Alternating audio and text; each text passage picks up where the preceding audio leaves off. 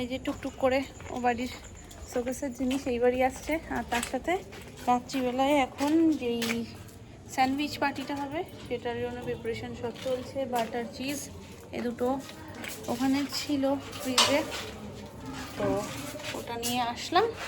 বাপি এই জাস্ট কিছুক্ষণ আগে এসছে, আর সোনাই চলে এসছে সোনামার সাথেই। সোনামা এতক্ষণ ওখানে ছিল, এসে গেছে। এখানে বেলটা বাজাও, বেলটা বাজাও। শুনতে পেয়েছে মেবি, এই রান্নাঘরেই আছে, টক টক করো নয়। এখানে বেলটা বাজিয়ে দাও না, এখানে বেলটা বাজাও। হ্যাঁ শোনাছে। সোনা দোলে করছে।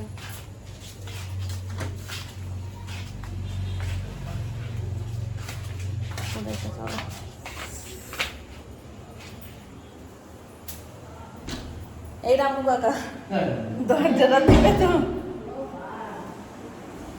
রামু কাকা আর ডিউটি কিন্তু ঠিকঠাক করছে। এটনি তুমি কি নিয়ে বসে আছো?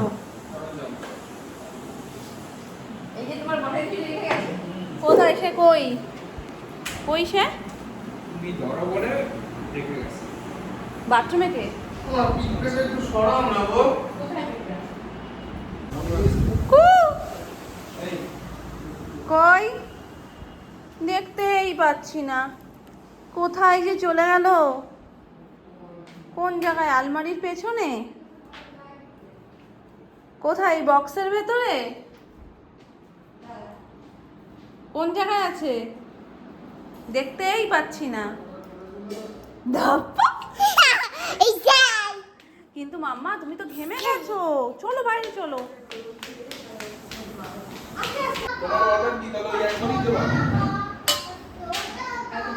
কি কি দিয়েছো? চিকেন, ক্যাপসিকাম, পেঁয়াজ, টমেটো। রাঁধুনি যদি নিজেই চাকে চোখে তাহলে কি করে হবে? কিছু করার নেই। আর ওইটা কি দিয়েছো? এটা কি? কোনটা? তন্দুরি মেও। আর এটা নরমাল মেও। চাট মশলা। চিকেনে আগে কি নুন দিয়েছো? চাটে কিন্তু নুন হয়।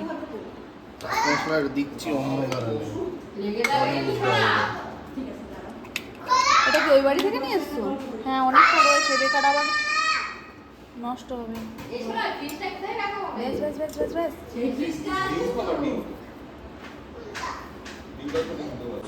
এটা ওই বাড়িতে। এটা বেশি ঝাল। জানি তো, যে বানাচ্ছে সে তো ঝাল একদম পছন্দ না, করে না। সেটার জন্য না, তোমরাই তবে ভালো কি খাও জানো, না। এই যে টমেটো সস দিয়েছো, না দিয়ে শুধু হোয়াইট মেও দিয়েও কিন্তু হয়। হোয়াইট মেহেদি হয়, পুরো সিম্পল লাগবে জিনিসটা। তুমি একটু খেয়ে দেখো, এটা আমার হাতে বানানো। খেয়ে দেখো, একটু টেস্ট করে বুঝতে পারবা কেন এত কিছু দিচ্ছি আমি।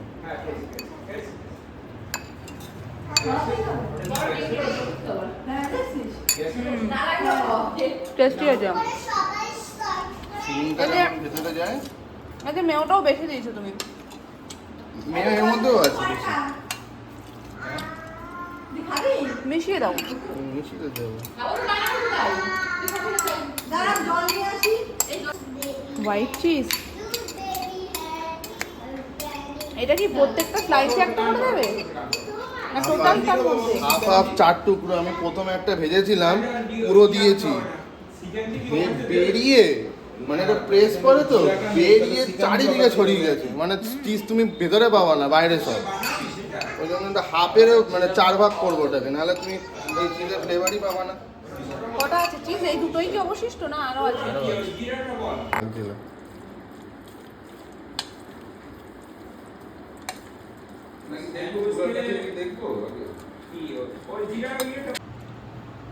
আরে ঠিক আছে, নিয়ে চাপা দে।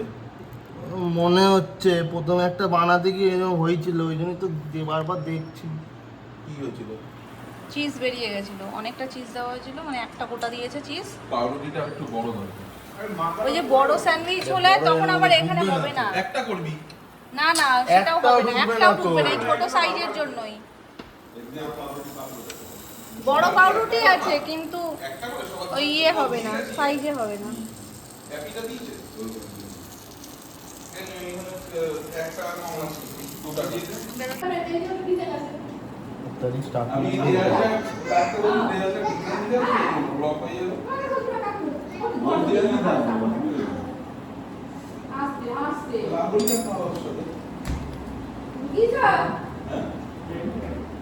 চিজ দাও তো। তোরটা বানাবো?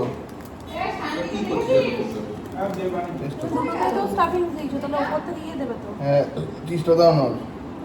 ওখান দিয়ে চিজ করলে একটা ডবল বলবো চিজ। এটা মাঝখান করে দাও, তাহলে ডবল দিলেও তোমার বেরোবে না।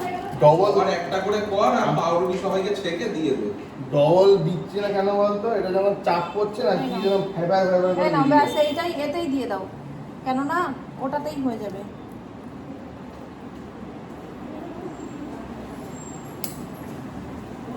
ডান ডান ডান।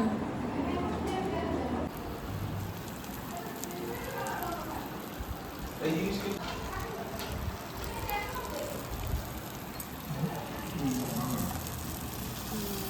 অনেক কিছু দেখলাম যারা রান্না করছে প্রচুর জিনিস হয়। চিজ আর স্টাফিং একটু বেশি হলে যেন ওই চাপে বেরোচ্ছে। এটা বড় মতো দেখছো? এই যে দিল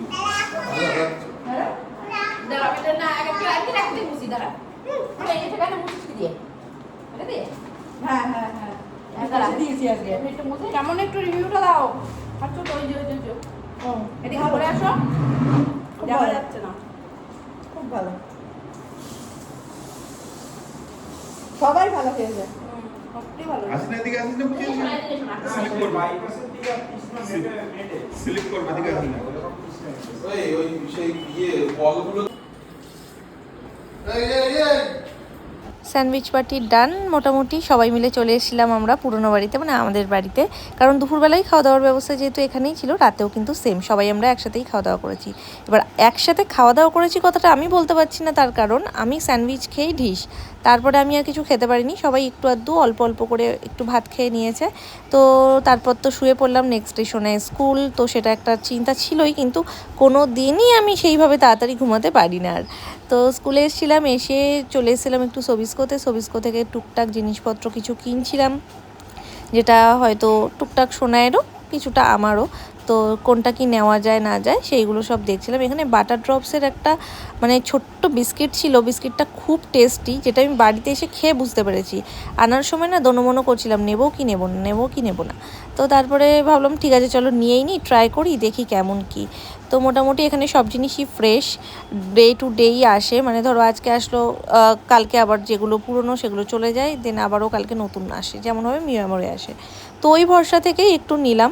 এখানে স্যান্ডউইচের জন্য বড় মানে পাউরুটি ছিল, বড় ব্রেডগুলো নিলে না স্যান্ডউইচ গ্রিলারের মধ্যে না গ্রিল করা যায় না, ওটা একটু ছোট সাইজের পাউরুটিটাই ভালো যায়, যার কারণে ওটা নেবো করেও আর নিলাম না। মোটামুটি টুকটাক জিনিসপত্র আমি অনেক কিছুই নিয়ে নিয়েছি খাওয়া দাওয়ার জন্য। আর এখানে চলে এসেছি, এবার সোনায় ছুটি হয়ে গেছে, ছুটির টাইমে ওপরে, কারণ বৃষ্টি হলে বাচ্চারা নিচে যায় না, তখন ওপর থেকে আমাদেরকে নিতে আসতে হয়, তো ওপর থেকে নিয়ে একেবারে আমাদের যেতে হয়। আর বৃষ্টি না হলে নর্মালি নিচ থেকেই ছুটি হয়।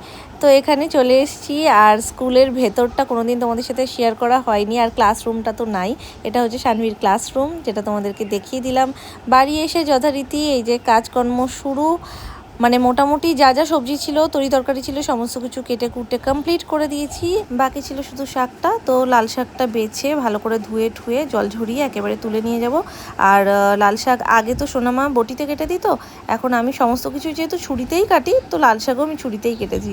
তো আমি মামনিকে বলছিলাম যে বটিতে আমার মনে হয় যেন দ্বিগুণ সময় লেগে যায়, যেটা ছুরিতে করে করে যেহেতু আমারও অভ্যেস, ওই জন্য আমার ছুরিতে মনে হয় অনেক তাড়াতাড়ি হয়ে যায়। আবার সোনামা এই সেম জিনিস ছুরিতে কাটতেই পারে না, বলে ছুরিতে কতক্ষণ বসে কাটবো, তার দিয়ে বটিতে স্যাট করে দেবো।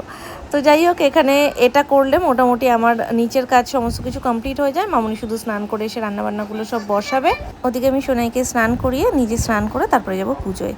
তবে সোনুর উদ্যোগে বেশ ভালোই আমাদের কালকে রাতের পার্টিটা হয়েছে, আর কখন যে 1টা-1:30 বেজে গেছে আমরা টেরই পাইনি।